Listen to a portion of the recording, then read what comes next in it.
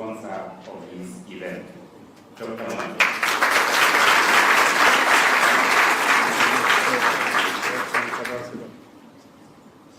Your Excellency, the President of the Republic of Kenya, Prime Cabinet Secretary, Ministers, Cabinet Ministers, present.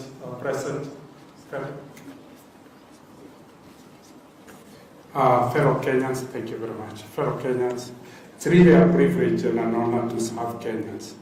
Your Excellency, I want to report the enormous support that we have received from our embassy here. Your Excellency, when we were in Safari Park, you heard us mention, today we signed an agreement that I was in this city just 4 weeks ago to negotiate. And every step along the way, His Excellency the Ambassador held our hand. Yeah, in another 2 weeks, we'll be back in this city to sign another agreement with IFAD. This demonstrates how our embassies are working with the private sector to make it happen. But Your Excellency, the Ambassador has emphasized how much you are investing in creating bilateral relationships. But deepening those relationships needs to be commercialized and monetized. And that's where equity comes to help Kenyans. The agreement we are signing, Your Excellency, today of $40 million is to allow Kenyans to exploit the bilateral relationship, particularly in the leather industry and coffee, and primarily the small and medium enterprises. So I want to extend this invitation to Kenyans that this relationship between Italy and Kenya can only be monetized and commercialized if we agree to take responsibility for the trade opportunities.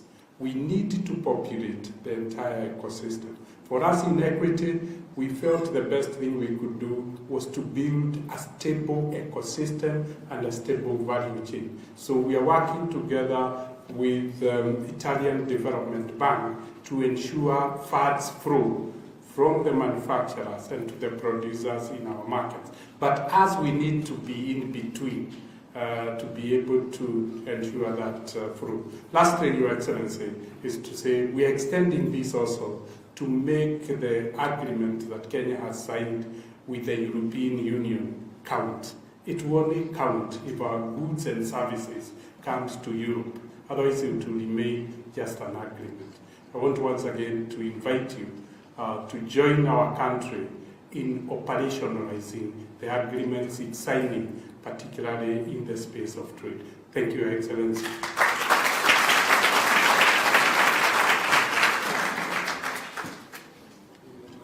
Thank you, Dr.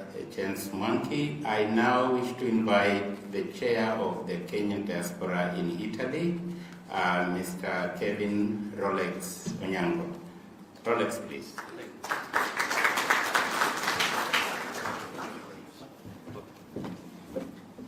Good evening, Your Excellency, PS's Cabinet Secretaries, all protocols observed.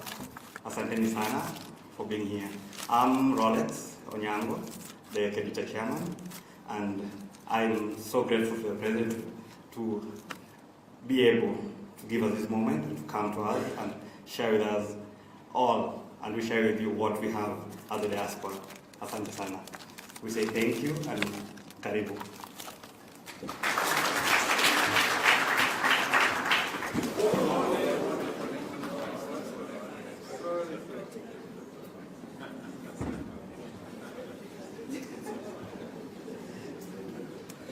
Sorry, Mr. Rolex. Kindly let me take this opportunity to invite PS Roslyn Njoku, the Principal Secretary for Diaspora Affairs, Ministry of Foreign and Diaspora Affairs. PS. Thank you. Thank you very much. I don't intend to fall and become a member of the diaspora in distress here in Italy. Thank you very much, Your Excellency, Waziri, Mawaziri wengine, PSs, Kenyans in diaspora, habari zenu? Diaspora mpo? Diaspora mpo? I am very well. Leonie Lesiku. I'm very excited to be here, Your Excellency.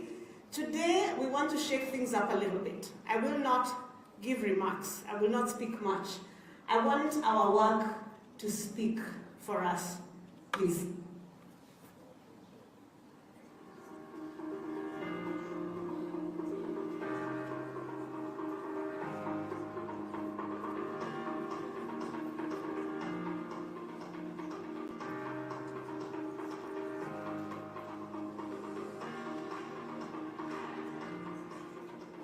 Mark this, as a result of what they have done in the last 3 years,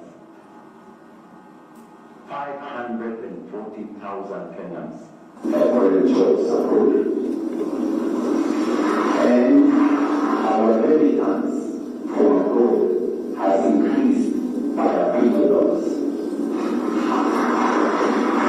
For matters diaspora, and given the immense opportunities being created through what I have discussed, and working closely with the state government, okay, for our best, we should really focus on expanding new markets, or expanding into new markets and new sectors.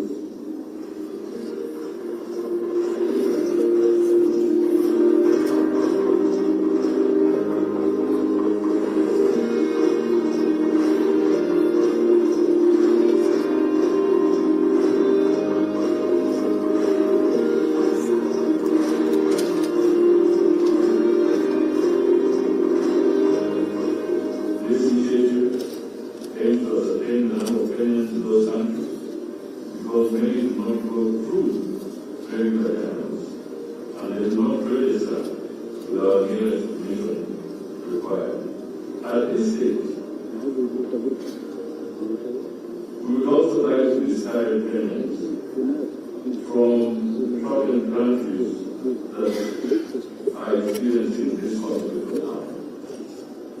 I also wish to assure you that the government of Kenya shall remain closely appraised of the development of countries and is committed to protecting citizens across the world. This forms the Guape Kuku, but he then followed the development of Assam to raise us, so we are excited to go back home. They witness a lot of bombings and they have a lot of trauma. So we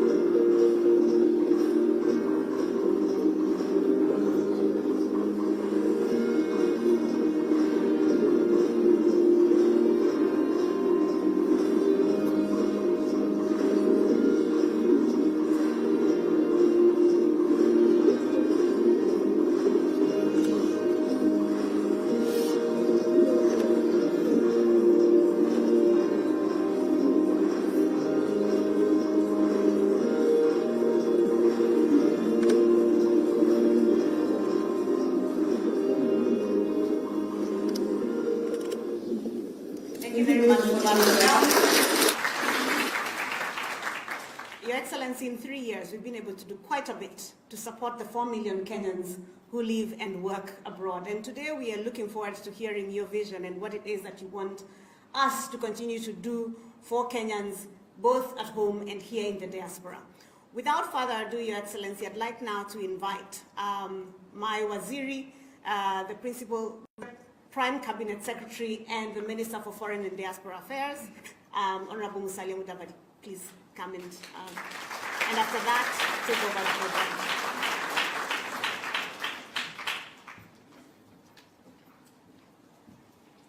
Wakenya hoye! Wakenya hoye! Wakenya hoye! Ala, kumbe mnajua. Asante.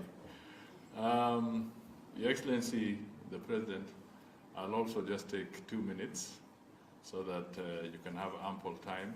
We speak to you more often, but this is a good opportunity for the Kenyans here to interact with you and hear you.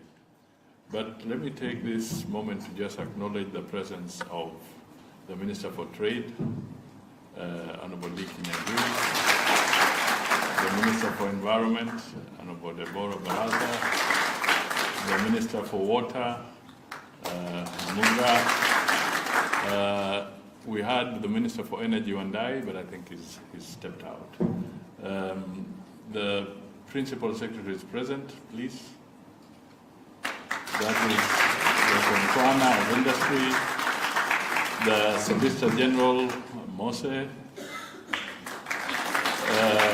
the owner of the function, thank you, Njogu, PS Treasury, PS Abubakar. Thank you. And of course, the rest, please bear with me. That is representative enough.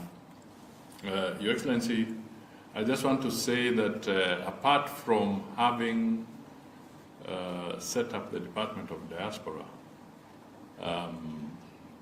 I think it's also important, since we are here, for me to actually thank you, because not too long ago, you approved for the first time in Kenya's history to have a representative of Kenya at the Vatican.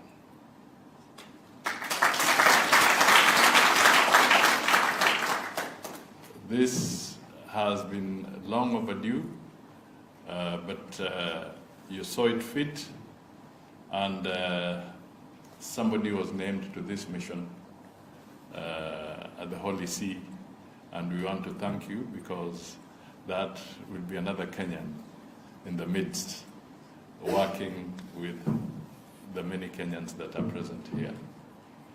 Finally, let me thank my good friend James Mwangi for standing out to partner with us in the Diaspora Department. We appreciate your gesture. Thank you for the embassy missions who are here. Staff ambassador, are there any others? If you're here, just stand up so that we can acknowledge you. Thank you. Thank you for doing a good job and for keeping Kenya's flag flying. Ladies and gentlemen, it is now my honor to invite His Excellency the President of the Republic of Kenya to address us, and if time allows, he will let us know what he would like us to do. But in this context, all I want to say is that he speaks not just for Kenya, he speaks for Africa. The President of Kenya is the champion for the African Union on matters climate change. He is the champion for Africa Union in matters of reform of the African Union.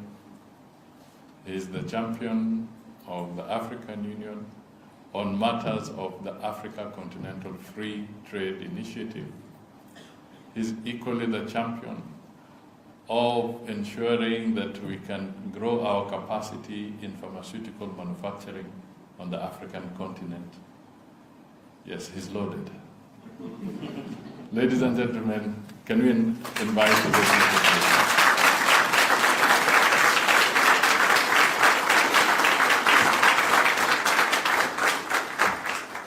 Thank you very much. Please, let's take our seats. Good evening, everybody.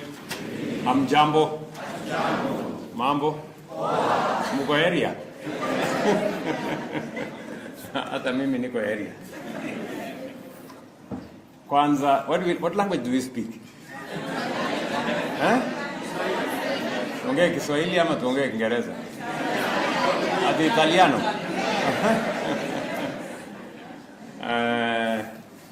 Waheshimiwa mawaziri mlio hapa, ndugu principal secretaries na Wakenya wenzangu, mimi nimefurahi sana kufika hapa jioni ya leo. And in the interest of those who may not understand Kiswahili, I want to say how grateful I am to have this engagement with fellow citizens of the Republic of Kenya here in Rome. And looking at the numbers here, I didn't know that it was possible to have a rally in Rome. You know, Rome looked like it was far. But I think because of the growing diaspora community, not just here in Italy, but globally, we are very proud that when we find moments like this to share as people who come from one country, to share matters to do with our motherland and all the other issues that are necessary for you who work in the diaspora. I am very proud of what I have seen the Department for Diaspora Affairs doing, and it validates the request that was made by Kenyans that it is correct to have a department or a ministry that engages Kenyans in the diaspora. I think that request was not in vain. It is now clear to me that the request that was made by the people of Kenya was right, and it was the correct thing to do. We will continue with the leadership of the Ministry of Foreign Affairs to engage citizens like yourselves in the diaspora, and I must congratulate all of you for the contribution you're making to wherever it is that you work, but much more importantly, the contribution you're making to our country. As the Prime Cabinet Secretary has said, we have I've just appointed an ambassador to the Holy See because of the importance of Vatican. We have many students here who go to college here. We have many priests, and recognizing that the church plays or played then and even now a very important part in nation building. It was just important that we deepen the relationship between Kenya and Vatican. And I'm very happy that shortly, in a couple of weeks, maybe a month or so, we will have a new ambassador here who will join you other Kenyans in Italy. Having said that, and I know we were supposed to do this event earlier, but the business forum went longer than any one of us expected. It was very well attended. I was actually very impressed with the attendance, the interest shown by business people, entrepreneurs, investors from Italy, from Europe, in Kenya is immense, and it validates our position as a country, as an investment destination, and all the things that we have done to make sure that Kenya continues to attract investment and to grow and to get people in the private sector to support our development as a country. I'm going to break this into just 3 things that I want to say. I want to give you a small report of what is going on in Kenya. I know you read a lot of stories in social media. Most of the stories in social media is not correct. Most of it is fake. Most of it is misinformation. 3/4 of it is disinformation. And so it's good to get a correct picture of where we are as a country. Number 2, I'm going to tell you why I'm here this particular time. And then I'm going to share with you where we want to go. Yes. So number 1, we have consolidated the place of Kenya.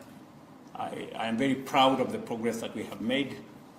You know, when I made commitments to the people of Kenya during the campaign, many people thought I had overpromised. They actually told me as much. And some of them were sympathizing with me. In fact, I remember one bishop telling me, it's okay. You know, it's understandable that sometimes you make commitments for the sake of getting votes, but you must not keep all of them. You can leave the difficult ones.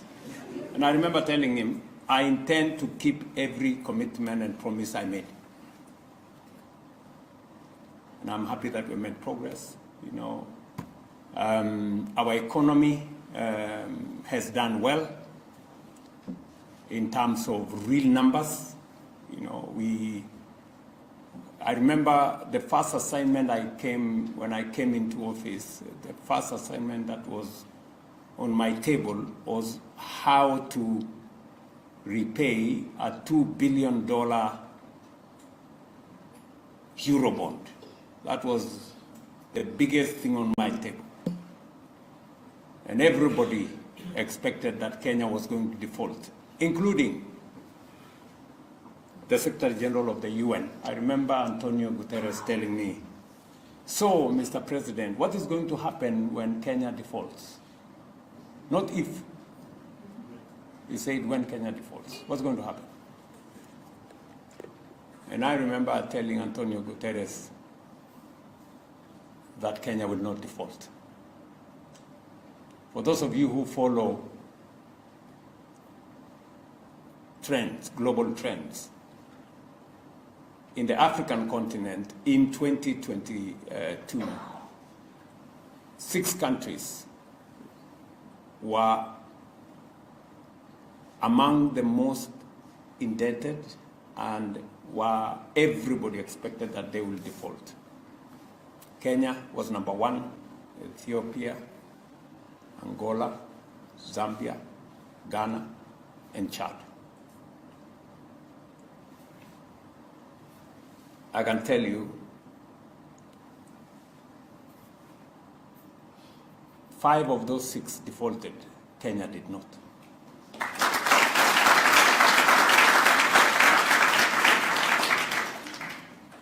And we just did not default. We made very difficult decisions. Very difficult decisions. And so we cut down on our budgets, we reduced on our spending, we put on hold many projects, we stopped subsidies on unga, we stopped subsidies on fuel. And it was a difficult moment, but it was absolutely necessary. Today, you can see the difference, the sacrifices we made then. Today, our inflation, which was at 9%, is now at 4%. Our exchange rate, which had gone all the way up to 160, is now, for the last 2 years, is at 129. Interest rates that were, James Mwangi will tell you, they were going towards 20-something%. Now interest rates are cooling off around 14 And in fact, the 91 treasury bills that were at 16% are now at 8%. It's now 7.4. I was just being, the treasury man here is telling me it's actually 7.4, down from 16%. So our economy is now fairly stable. We can count on it. And we continue to do what we must do. I know because of the fuel crisis that has been occasioned by this war in the Middle East, there is a bit of disruption there, but we are trying to manage that disruption so that doesn't significantly affect our economy. But I can say with confidence that the sacrifices we made in 2022 are giving us results. Today, we have gained respect. The credit rating agencies that had put Kenya in a very difficult position, today each one of them are now saying a different story. In fact, they are giving us, they are elevating our credit ratings, Standard & Poor's and all the other credit rating agencies. That was my first assignment, to make sure that we have a stable economy, because if we do not have a stable economy, it is difficult to do anything else. I had to do another two very important things. I made a commitment that we are going to make access to credit, especially for the very bottom of our pyramid. I mean, maybe you may not know, but we had close to 7 million Kenyans who had been blacklisted in credit rating agencies, CRBs. We took a decisive step, negotiated with the telcos and all the lenders in that space, and we exited all the 7 million Kenyans. We transitioned them into the Hustler Fund space, and we saved them from being blacklisted in the credit rating bureaus.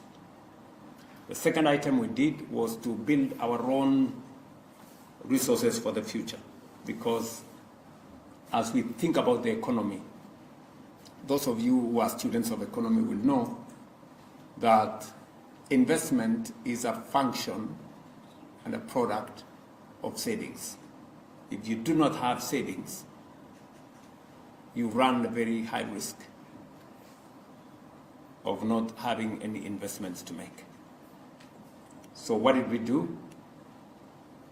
We had originally changed the legal framework, but there was court issues.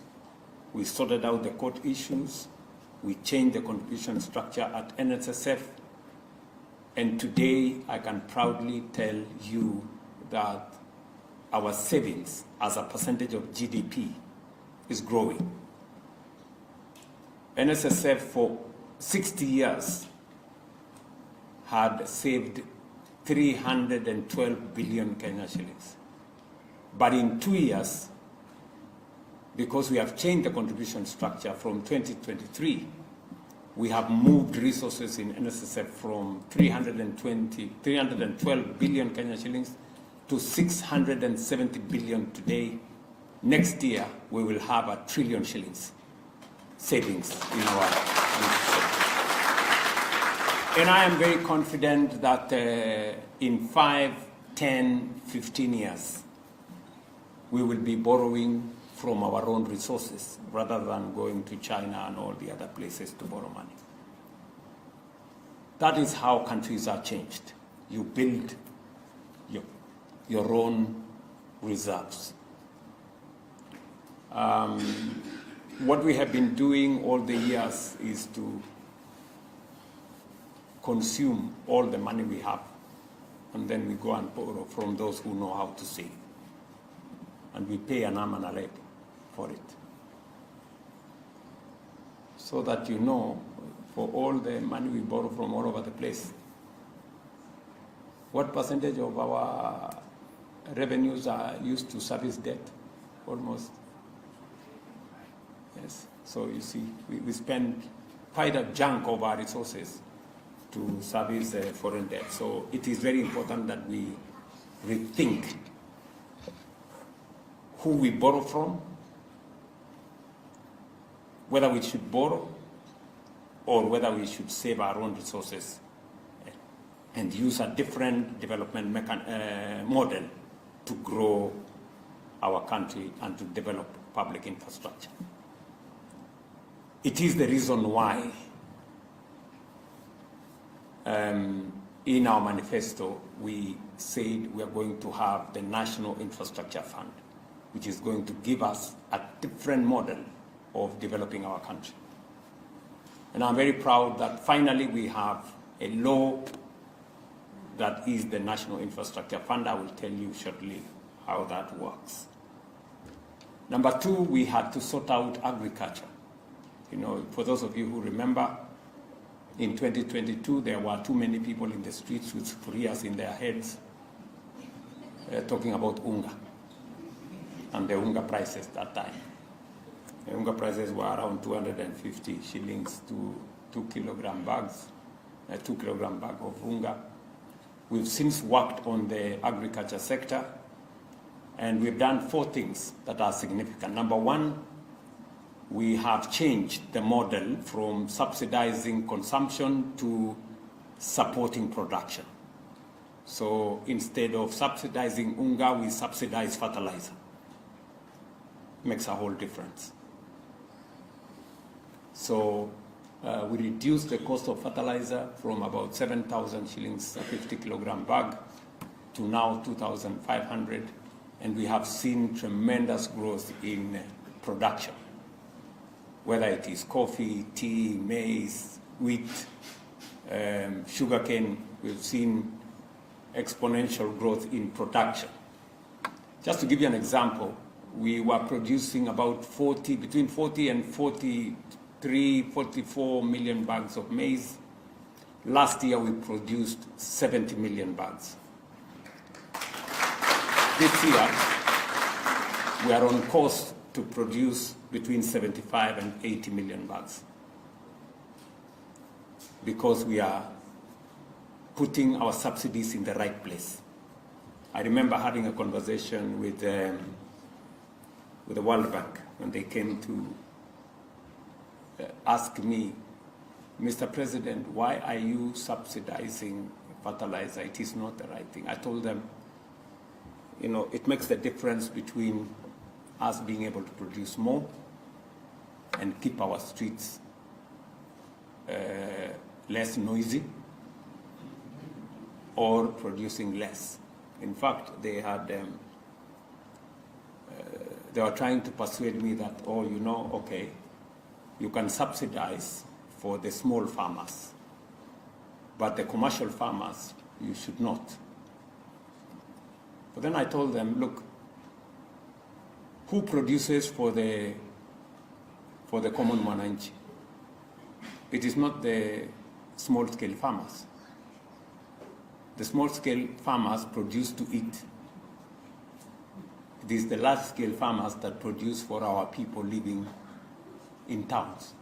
So if you don't subsidize that commercial farmer, you will not have food for the people living in Nairobi, in Kibra, and all the other places. So we finally agreed that what we were doing was the right thing. Number two, we decided that we are going to get rid of all the brokers and cartels and conmen in our farming ecosystem. There were people there mismanaging our fertilizer. We got rid of them. There were others, we gave them jobs to sell fertilizer. They went and sold stones. They were chased. We had people for those of you who come from the sugar belt, we had, you know, chronic characters there who mismanaged the whole sugar industry. We got rid of them.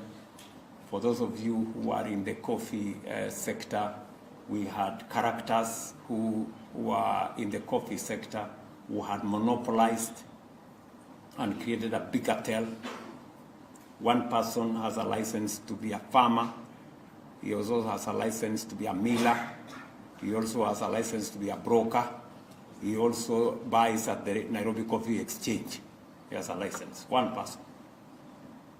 So we got rid of that, and we said you can only have one license. And the difference is there for all of us to see. So we got rid of the cartels. We got rid of the consumption subsidies and instead facilitated fertilizer subsidy to facilitate production. And there is a big difference in the agricultural sector. We're producing more maize, we're producing more tea, we're producing more coffee, we're producing more sugarcane. And just because of the reforms we have carried out in the agricultural sector, our sugar production has gone up from 500,000 metric tons to 815 metric tons last year. And those COMESA safeguards we have been chasing for 20 years. I can tell you, in another 2-3 years, Kenya will be a net exporter of sugar. 2-3 years. We've licensed 5 new sugar companies and mills because and I'm happy that the fellow licensing is sitting right at the corner there. 5 new companies. And that whole sugar sector is changing. For those of you who know about coffee, coffee was selling at 50 shillings a kilo in 2022. Today, it is selling at 120, 140, 160. And part of the reason why I am here is for us to agree on how we take that up. We can double the prices of coffee. We can move it from 160 to 300 per kilo if we do it right. That is already, ask any farmer what the price of coffee is today in Kenya per kilo. So we've changed that. Our milk people are in good space. Our tea people are in good place. And we decided a third thing to do is to open new markets. We've just concluded and signed off with Lee here, the Chinese market for our tea, our coffee, our avocados, our macadamia, our agricultural products.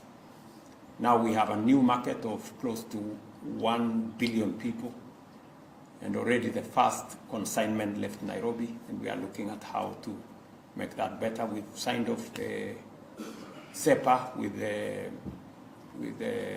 UAE. We are negotiating almost at the tail end with the American market. When are we concluding, Lee? Shortly? Yeah? After this war, or this war. This war has come with many problems. So, we want to expand into new markets and see and improve our product. Then number 3 was the assignment to correct the challenges we have in our education sector. We had actually 4.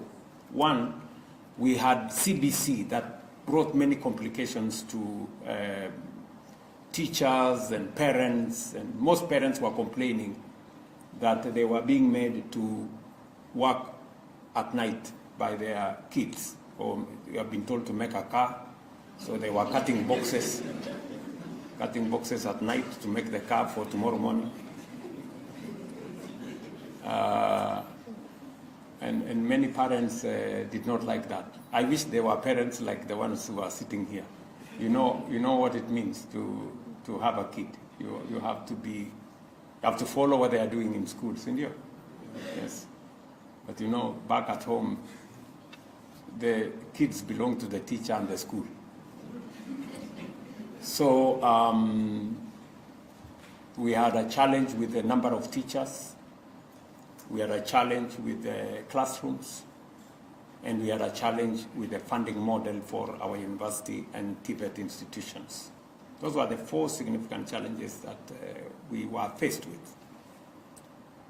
I can confidently tell you we've sorted out all of them. Number 1, we've straightened the CBC.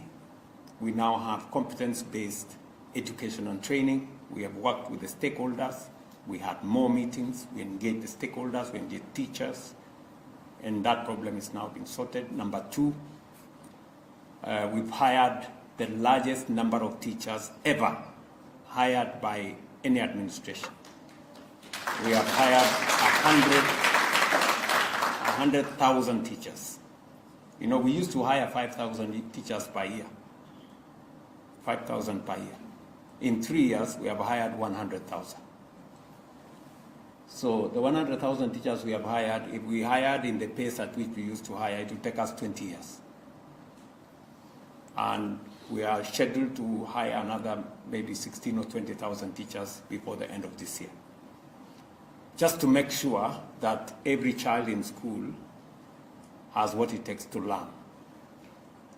We've also built, and I want to thank our partners, working with the World Bank and other partners. We've built 23,000 new classrooms to accommodate more students, specifically in Nairobi. You know, many of you may not know, Nairobi, being the capital city of Kenya, has one of the most serious challenges of learning spaces in Kenya. Nairobi, the city, especially in the informal settlements. So we've tried to sort that out. In fact, I had to provide an extra 1 billion shillings beyond CDF to just take care of Nairobi learning infrastructure. Number 3, we changed the funding model. The funding model that was there was not working. In fact, for those of you who follow university education, in 2022, we had 23 universities who were declared technically insolvent. They could not pay salaries, they could not pay suppliers, they could not pay statutory deductions, NSSF, and all the others. We've changed the funding model. We've increased our budget for education from about 500 billion in 2021, 2022 to 702 billion last year. And in the coming year, we are proposing a budget of 765 billion. Again, to make sure that education does not become a privilege for those who can afford, rather it becomes a right for every child in Kenya. We have also, the 4th or 5th assignment was to sort out healthcare. I made a commitment to the people of Kenya that we were going to sort out healthcare because it was not working. NHIF was a privileged club. Those who can afford, those who have jobs, those are the people who got into NHIF. And it was just between 7 and 8 million Kenyans who could access. It took us almost 2 years of, trying to figure out, because this NHIF thing, we had tried twice and failed. Professor Anyang' Nyong'o, when he was Minister for Health under the Grand Coalition, or that government tried, it didn't work out. It collapsed. We tried as Jubilee. In fact, among the big 4 in Jubilee, one of them was universal health coverage. And we didn't succeed. In fact, we ran a pilot in 4 counties. We ran a pilot in Kisumu, I think it was Nyeri, Machakos, and Isiolo. And that pilot actually failed. And it was declared it has failed. So, but I always knew that this was something doable, and it was the right thing to do, because the statistics told us that close to 1 million Kenyans went below the poverty line because of hospital bills. Selling property, Harambes left, right, and center, and all the others. So finally, we got the template right, in my opinion. Instead of having one law under NHIF, we now have 5 pieces of legislation that underpin our healthcare provision. And we are making phenomenal progress. I'm very happy with it, because we now have 30.6 million Kenyans registered under SHA, up from 7 or 8 million under NHIF. Today is Monday, right? Today, Monday in Kenya, we are paying 13 billion shillings to all our facilities from SHA today for just this month.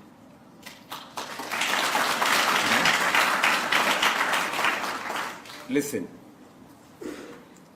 NHIF used to collect about 28, 29 billion shillings every year. SHA, we are paying 13 billion shillings just in 1 month. There's a world of a difference, right? Because we have changed how people contribute. We have digitized the whole space. We have created a new framework. And if you listen carefully,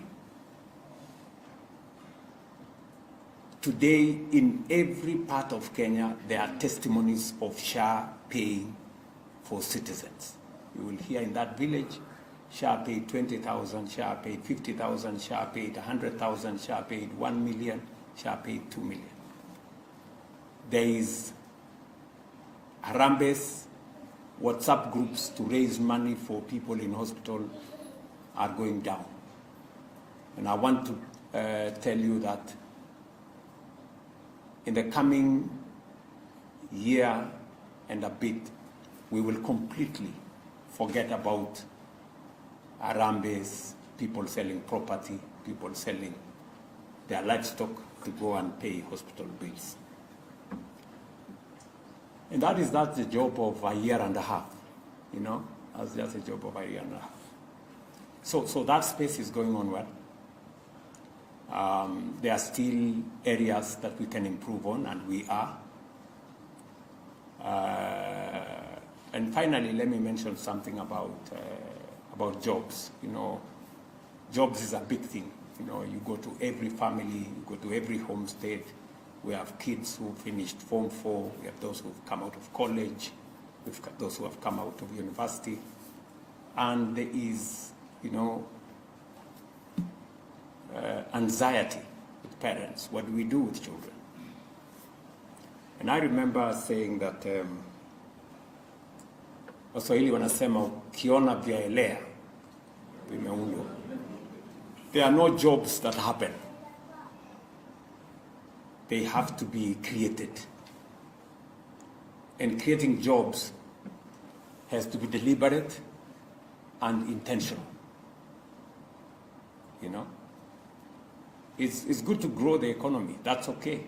You know, it's expected that when the economy grows, jobs become available. But that is not a straight line like that. You have to be deliberate about sectors of the economy that you stimulate because they have the potential to create more jobs than other sectors. And it is the reason why we have done 4 things. When I pushed for housing, many citizens, not citizens actually, leaders were asking me, who told you Kenyans need houses? Everybody has their home. Why are you obsessed with this housing thing? But you see, the irony is that in every manifesto of every political party, in the last 25 years, housing has always been a permanent feature. In the last election, housing was in the Kenya Kwanza Manifesto. Housing was in the Azimio Manifesto, complete with the percentages of how Kenyans should contribute. Because everybody knows that that is the right thing to do. But when it came to the doing, that is where the problem is. So I remember this, just for your information, today in our housing ecosystem, we have 640,000 Kenyans working.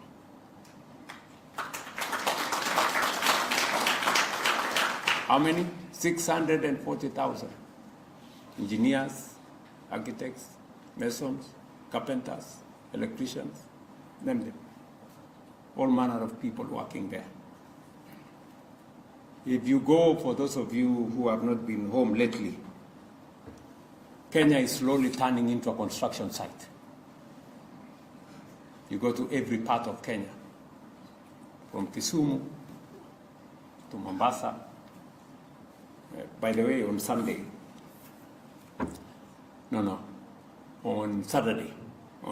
I was in a place called Banisa. Nyinyi mnajua mahali Banisa iko?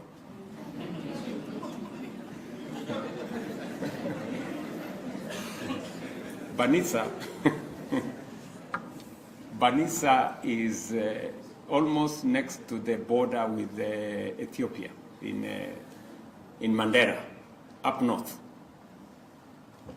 And I remember when I got into the car, I asked my driver there, okay, so how many kilometers is it to this place? He told me 1,090 kilometers from Nairobi. So, and in Banisa, I went to this place where we are doing a market and the police housing in the middle of nowhere. It's happening in Banisa. It is also happening in Homa Bay. It is happening in Kiambu. It is happening in every other.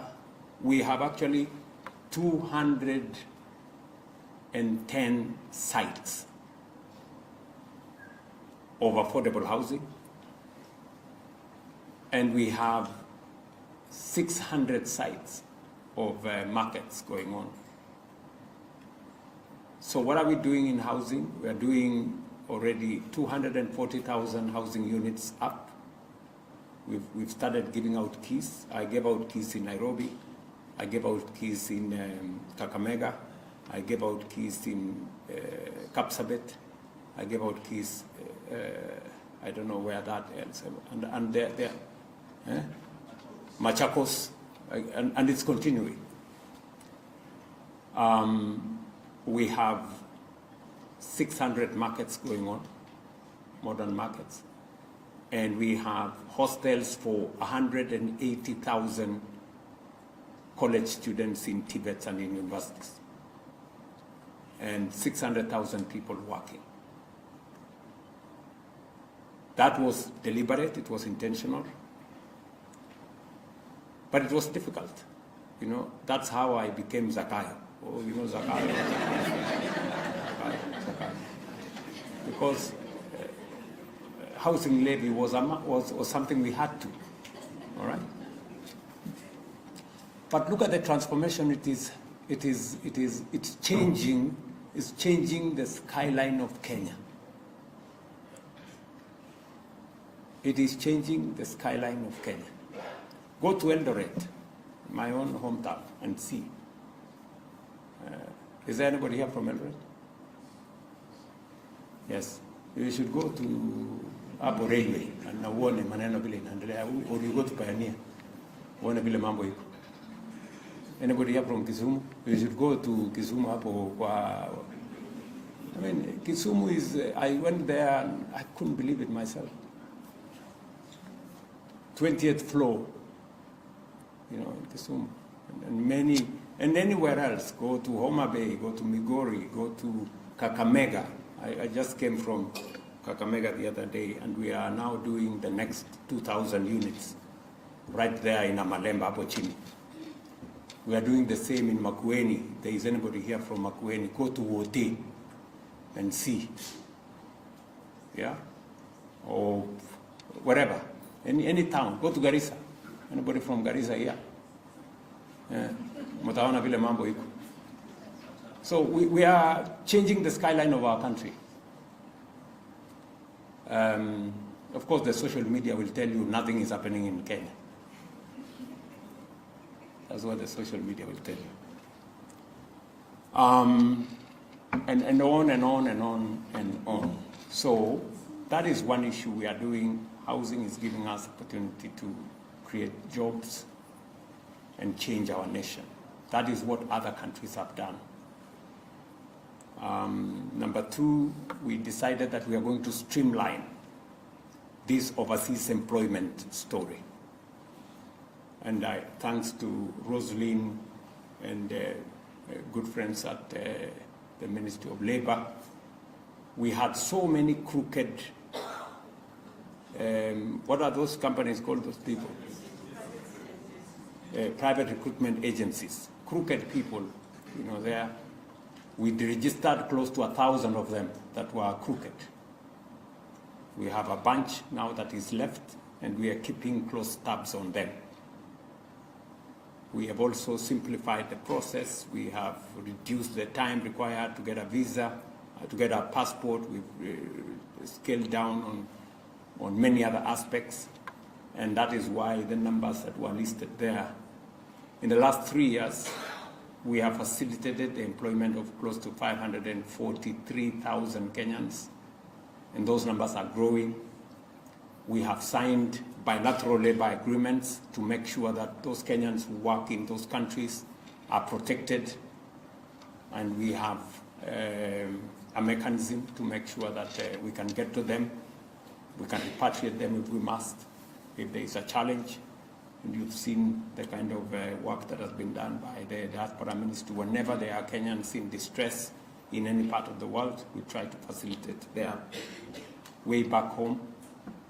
And so that space around diaspora has not just increased numbers. With numbers, we've also increased remittances coming to Kenya. Number three, we have also expanded the space on digital jobs. We've created a better ecosystem to create opportunities for people to work. We're expanding the fiber infrastructure in Kenya, creating more ICT hubs, creating more G2M centers, and training more Kenyans on working online. We have also facilitated the coming into Kenya of more business process outsourcing companies. In fact, the largest business process outsourcing company in the world, called Teleperformer, now has a footprint in Kenya. And we are continuing to build that ecosystem so that we can create opportunities for Kenyans to work on the digital space. And as I talk to you today, we have close to 300,000 Kenyans working either in business process outsourcing, in G2M centers, in ICT hubs, both in public and private places, working online. And we continue to build that ecosystem. Remember I said, if we have to create opportunities for work, it has to be intentional, it has to be deliberate. And that's what we are doing. I thought I should say that just to give you an understanding of where we are in Kenya. I guess that gives you a sample of the things we are doing and the change we want to make in our country.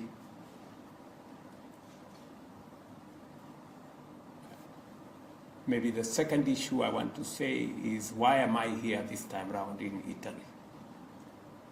If I can leave that one, if I can leave the status report for Kenya. I could say a bit more things, but I know we are conscious of time, and I can see we have kids in our midst, and they need to go sleep.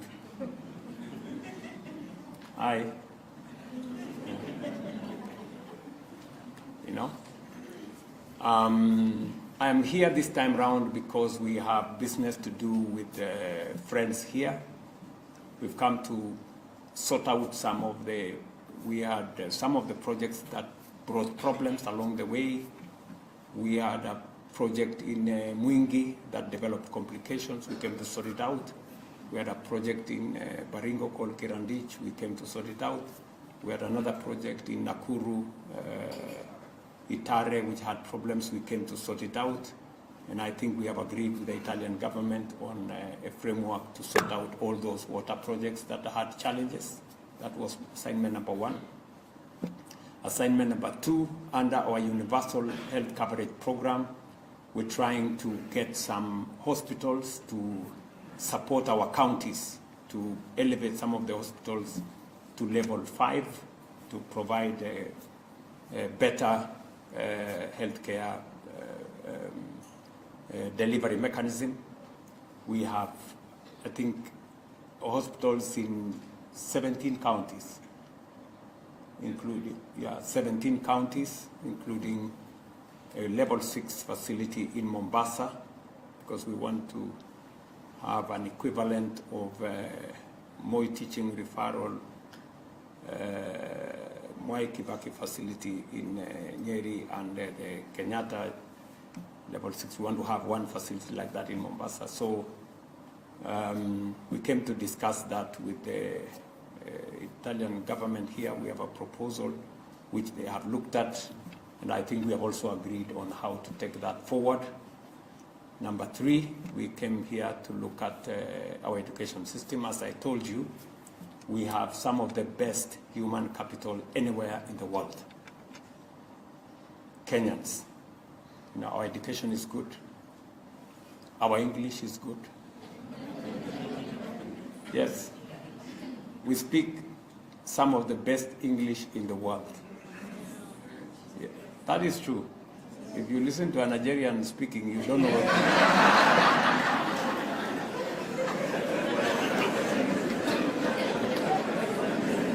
You don't know. You need a translator. Even when they are speaking English, Ama.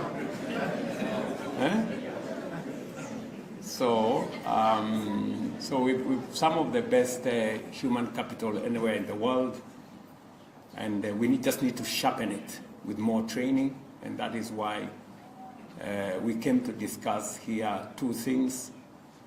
Something that I very strongly believe in, that we need as a country.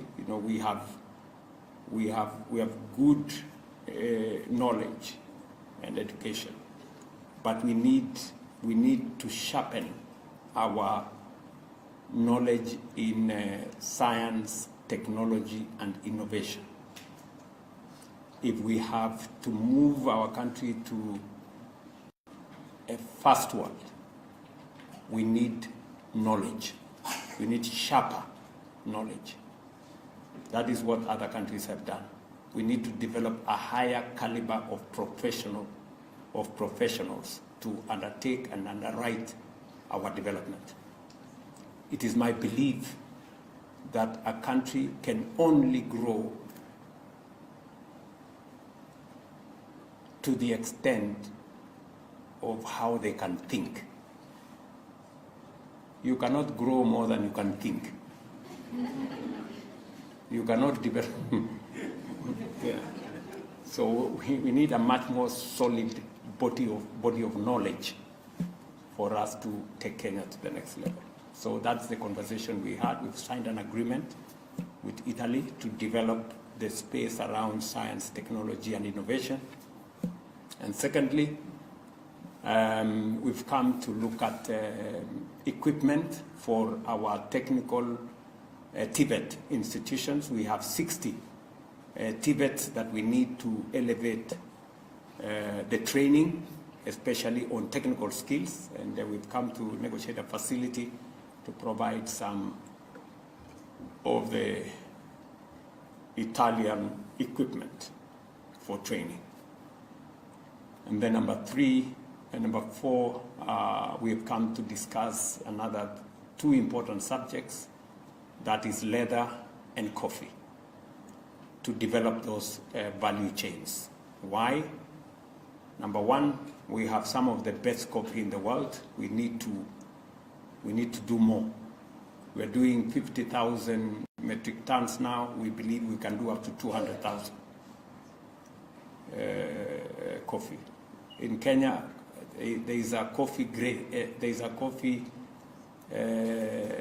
momentum that is peaking. I found my mother growing coffee. We used not to grow coffee where I come from.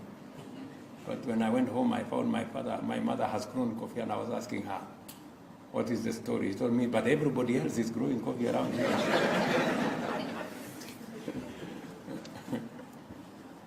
So there is a coffee, thing happening in Kenya. Minister Oparanya and the other teams in that sector are pushing it. I think the good prices is also fueling people to think about coffee.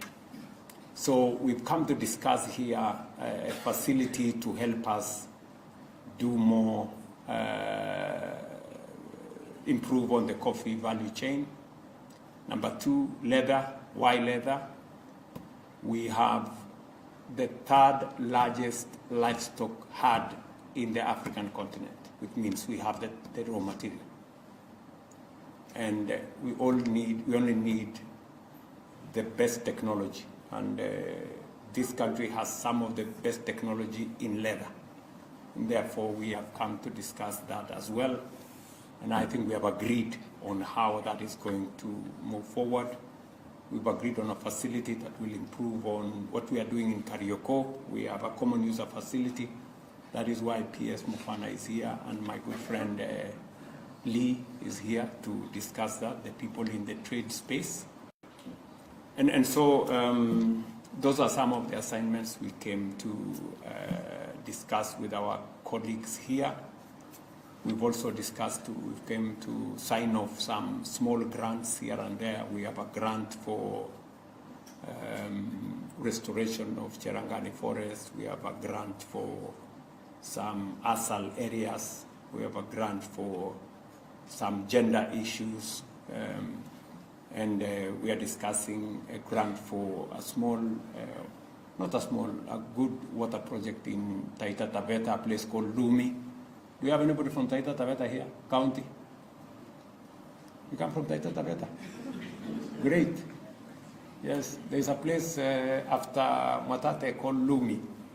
There, we have a water project there we are working on, and we've gotten a small facility of about 700 million to be able to undertake that project.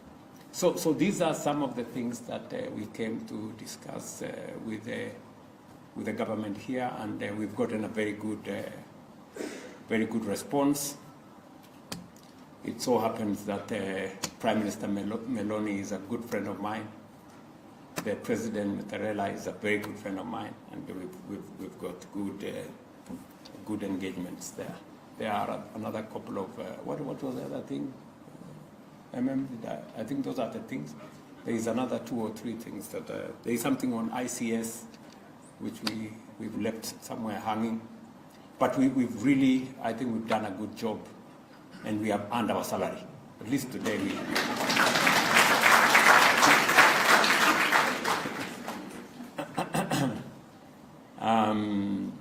And thanks to Mwangi and all the other people, they have signed off some money to come to Kenya to support all those. Whenever nowadays whenever I go out to these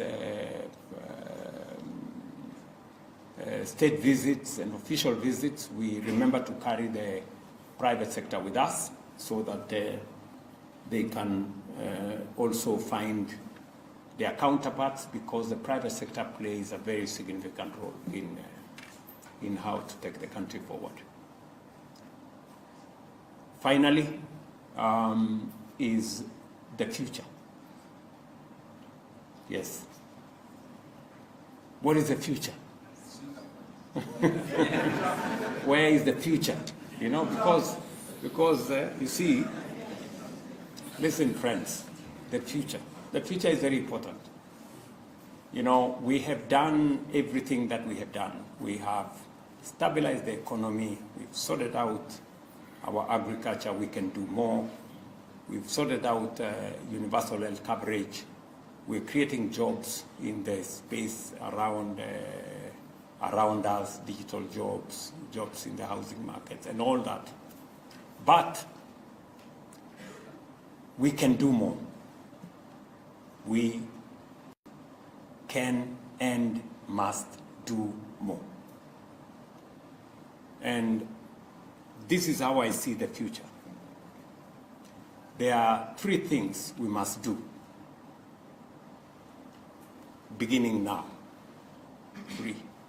Number 1, we must generate more energy. We do not have enough energy in Kenya. Mumesikia power.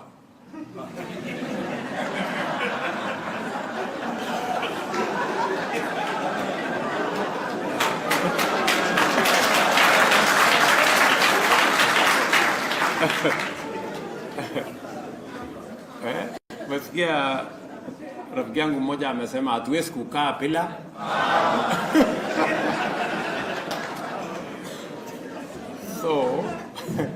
So we need to generate minimum at least 10,000 megawatts of energy. Why? Listen, my good friends. Today we have in our grid 3,300 megawatts.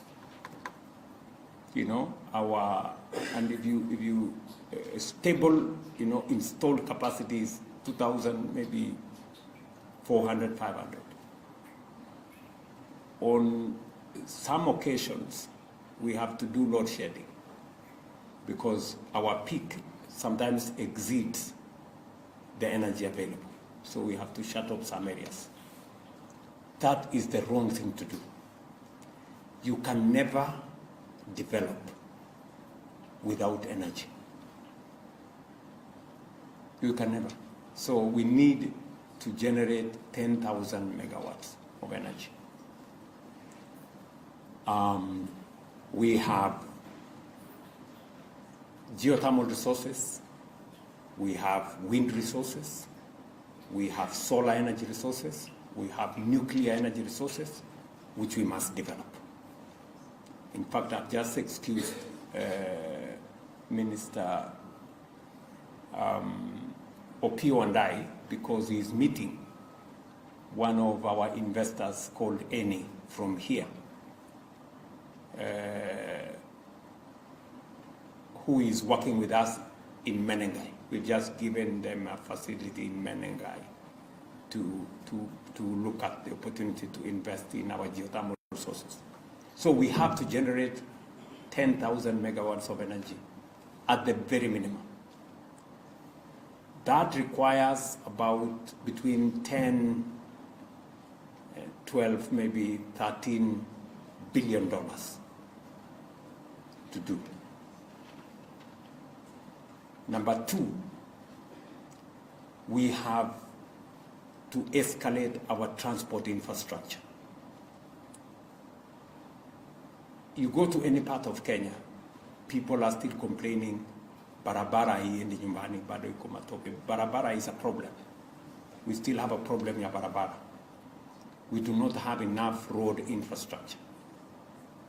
I remember when we came into office with President Uhuru, we rolled out a 10,000 kilometer road program.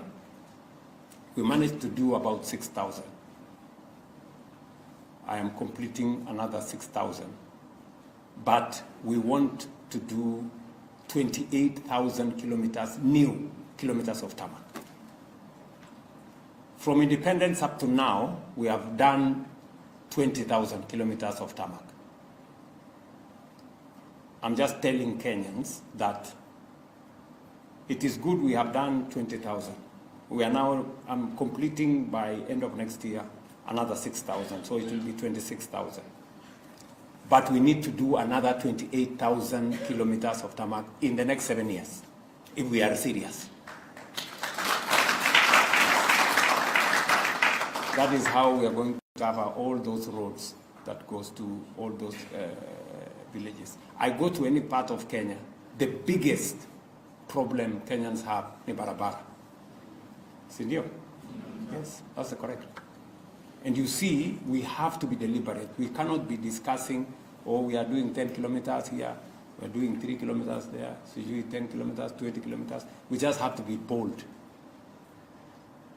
and do what I have said. Let me give you an example.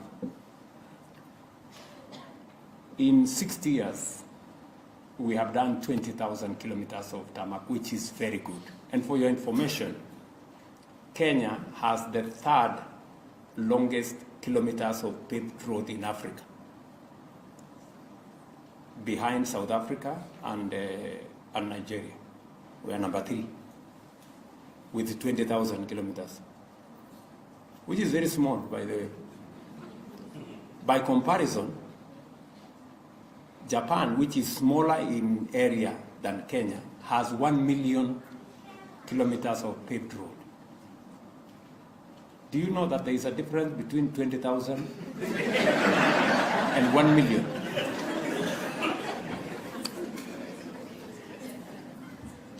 And the difference is not small. Sindio? So we are not talking about 1 million. We are saying let's double what we have fast. That requires about 1.6 trillion Kenya shillings. 1.6, 1.8. We have done the mathematics. Hiyo ya energy requires about 1.5 trillion. Mnanielewa? And then we need to do a third thing. We need to move away, not move away. We have exhausted, kind of, the area we have that we can use rain-fed agriculture. We have almost exhausted.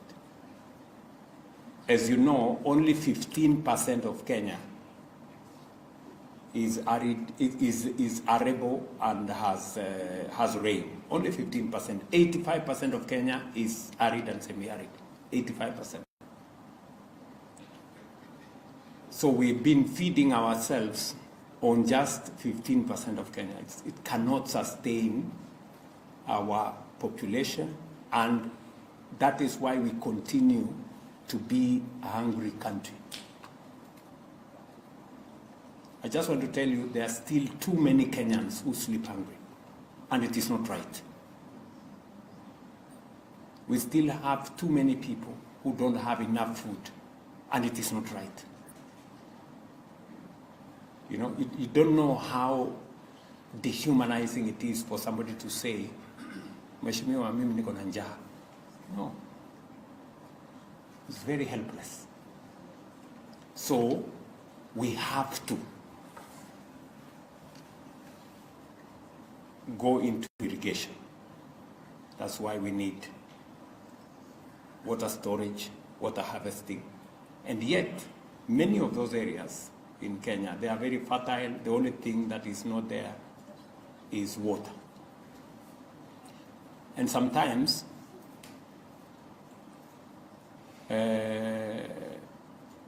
people confuse rain and water.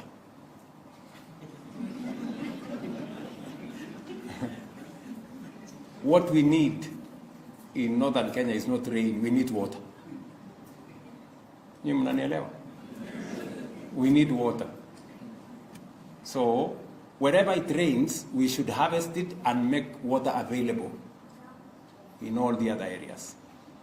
That is what dams, water harvesting, water storage does. It gives us water to use in places where there is no rain. But we have enough rain, but we do not have enough water in those other areas. So we need to harvest the rain and take the water to those areas. So we need to, at least for us to stabilize our food security and create opportunity for us to tap into the export market, we need another 2.5 million acres of irrigation, 2.5 million acres. For us to do, we have estimated, if you speak to my PS Kimoto and my PS Corey, they will tell you we need 50 mega dams, huge dams. Many of you have heard of, so in Koru, you have heard of High Grand Falls Dam, you have heard of Dawa, you have heard of Doshi, yeah, the PS for Water is here, the Minister for Water is here. All those dams, Waziri. So we have enough water. There is still a lot of water that goes into the Indian Ocean. The Indian Ocean does not need any water from Kenya. So we can harvest the whole of it, and the Indian Ocean will continue to be. So this is what we need to do. We need, we've discussed this. All the dams, by the way, they've always been in our books. You know, we know where the dams are. We know that they should be done. But there has to be a mechanism to make them happen. So that requires another almost 2 trillion shillings to do. So that's why I told the people of Kenya we need 5 trillion to be able to get ourselves to the next level. And people thought I was not normal, but I am. Yes, we need 5 trillion Kenya shillings, and we are going to find it. We are going to do it. Not next year, we are starting this year. Tunaelewana? Yes. So we've started the process of getting the resources to do it. So, and with those three, we do those three, we need another 3 enablers. Number 1, we need science, technology, innovation, number 1. Number 2, we need security. We have to invest in securing our country. And number 3, we need to work on our governance to make sure that we deal with corruption, we deal with patriotism, and we begin to believe in ourselves.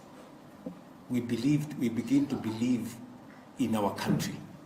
You know, there are so many unpatriotic Kenyans. They talk about Kenya as if they have a spare country.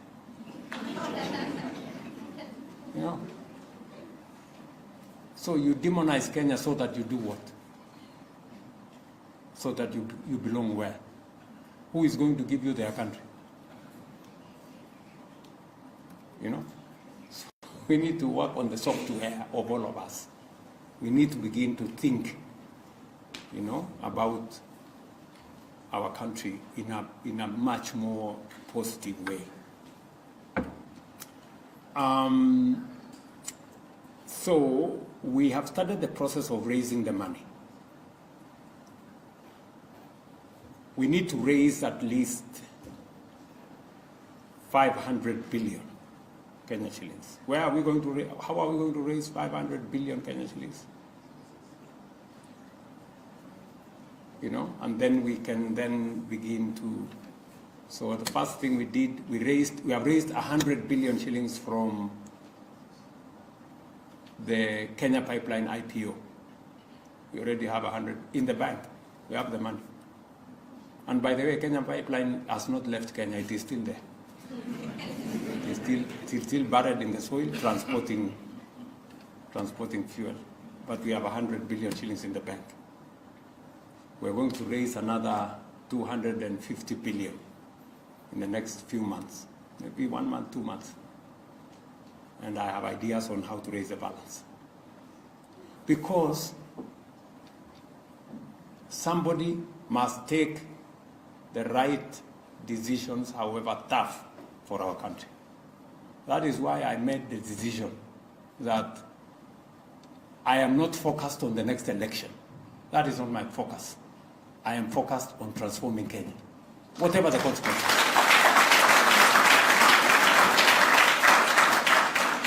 Mnanielewa? That's my focus. I am focused on changing this country, and we will change it. Yes, we are changing Kenya. It's beginning to look different. Give me another 6 months, come to Nairobi, and you will see how Nairobi will have changed. 6 months by December this year. I went and addressed the County Assembly of Nairobi, and I told them some hard truths on how, there are many people who say they came to Kenya, but they actually came to Nairobi. And the impression they have of Kenya is what they saw in. If they saw garbage and dark streets and unpaved roads, that's the idea of what Kenya is. That's why we must reorganize Nairobi. I am putting in 80 billion shillings in Nairobi just to change it so that we can have the correct impression of Nairobi. So that is the future. We are beginning, we're going to have a new airport. We've just advertised for a new airport in Nairobi. We are going to use the money from the Kenya Pipeline IPO. And we'll use only 10 billion out of the 100. Tutaweka 10 billion hapo, tulete watu wengine wakusanye, tuende tufanye hiyo ingine, tujenge nini.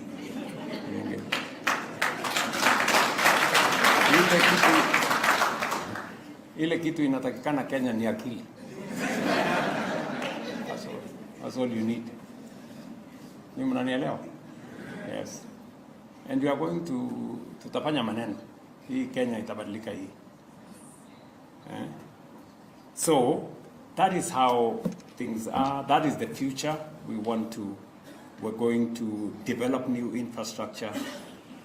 We're going to generate energy. We've already figured out how that is going to. We're going to do dams. We already have 12 identified dams. Eric, with Kimodo, I already have a brief on the first 12 dams, and then we move the country forward. Don't mind about the naysayers and the other people there. They are just talking. They do not have a plan. If you ask them, what is your plan? Ruto must go. How is that a plan? How is that? It is stupid.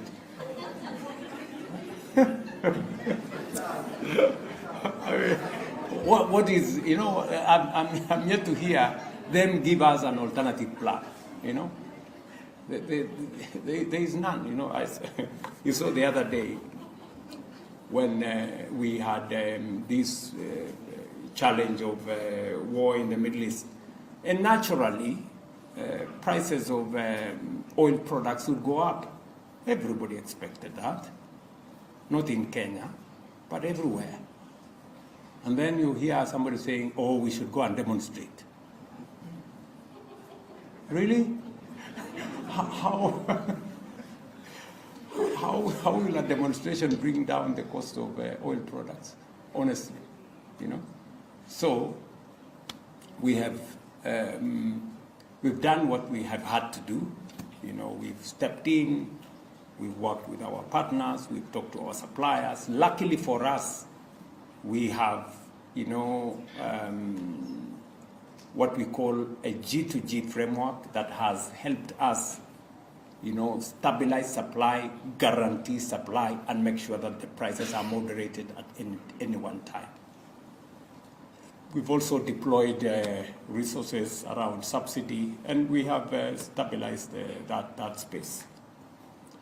You know, I was speaking yesterday, and many Kenyans ask, why are taxes on fuel higher in Kenya than in our neighbors? Legitimate question. This is the answer. Are taxes on fuel higher in Kenya than our neighbors? Yes. Why? Is the next question, right? It is because we decided as a country that we want to develop more road infrastructure.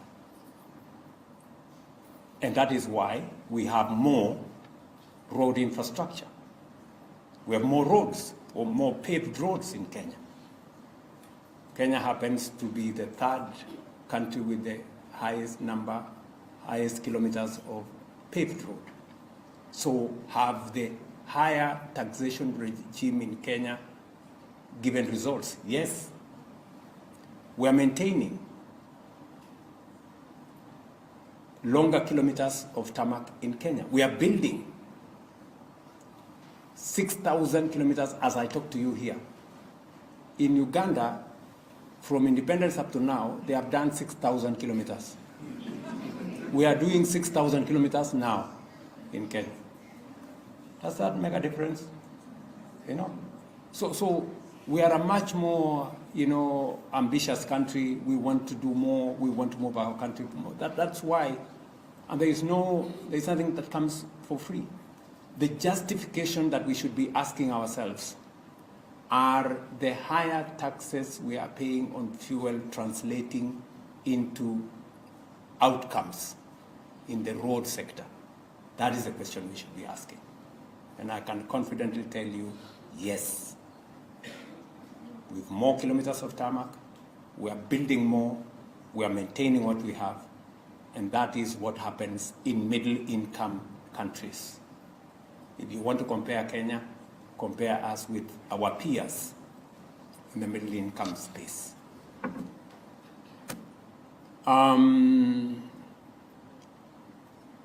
You asked for me to talk to you, so I don't know whether you are still I don't know whether this is what you asked for, or you bargained for something else. But let me stop there and say, my good citizens, the people of the great country, we all belong to Kenya. I'm very proud to be in your midst this evening, to share my thoughts on what I think about our country and where we should be going and how we should get there. I just want to assure you that it is my intention to make sure that no part of Kenya is left behind. That is my intention, and it's my deliberate intention. And that we bring all the people of Kenya on board. No section, no community, no region should be left behind. It's possible for us to move together. It is possible for us to grow together. It is the right thing to do. And that is what I intend to do. And I'm very confident. And I am very optimistic about the future of our country. Very optimistic about the future of Kenya. Kenya is going places. And by the way, we have a great country. If I were asked whether I was to be born again, I would want to be born Kenyan.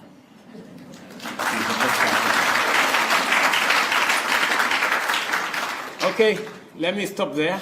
Asanteni sana. I don't know who wants to speak after me. They can have the floor.